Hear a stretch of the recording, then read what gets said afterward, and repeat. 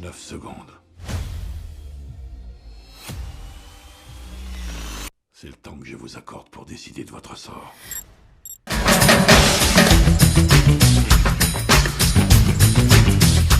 Dans ce nouveau volet de la franchise Equalizer, Robert McCall trouve enfin son havre de paix dans une petite ville du sud de l'Italie.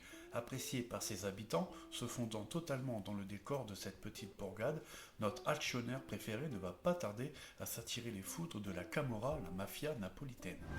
Vaut mieux pas vous mêler des affaires des autres.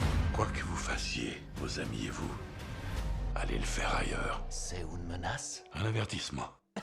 Ces derniers temps, l'Italie a le vent en poupe chez les blockbusters américains. Après Rome dans le dernier Fast and Furious et Mission Impossible 7, cette fois c'est un film tout entier qui lui est dédié. Excellemment bien réalisé, cette petite ville du sud de l'Italie est mise en valeur du début à la fin à travers ses monuments, ses ruelles tout en pavés, ses vitraux de la Sainte Vierge ou bien évidemment encore ses habitants. Alors qu'on s'attendait très vite à un déchaînement de violence, le film prend le contre-pied. Le film prend le temps dans une première partie très mélancolique autour du personnage de Denzel Washington. S'intégrant parmi les habitants hostiles de base envers les étrangers, Antoine Fuqua pose sa caméra et met les violons à fond pour nous faire ressentir l'empathie de Denzel envers ses habitants.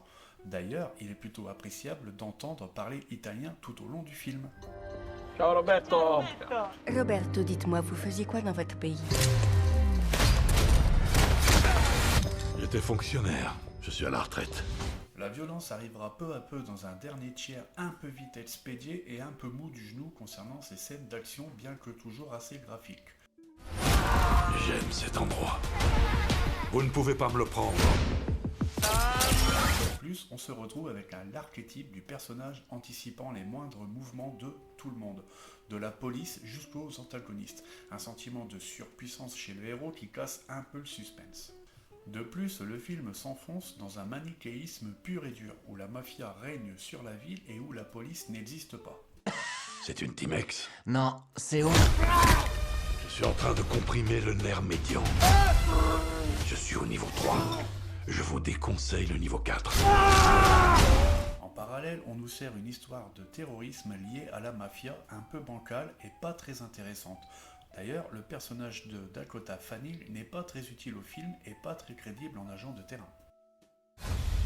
La police a trouvé plusieurs cadavres dans une ferme en Sicile. C'est vous? En résumé, donc, Equalizer 3 reste un film agréable à suivre dans la lignée des deux premiers. Denzel Washington bouffe littéralement l'écran et porte le film sur ses épaules. Le film donc offre une conclusion efficace à cette trilogie. 9 secondes.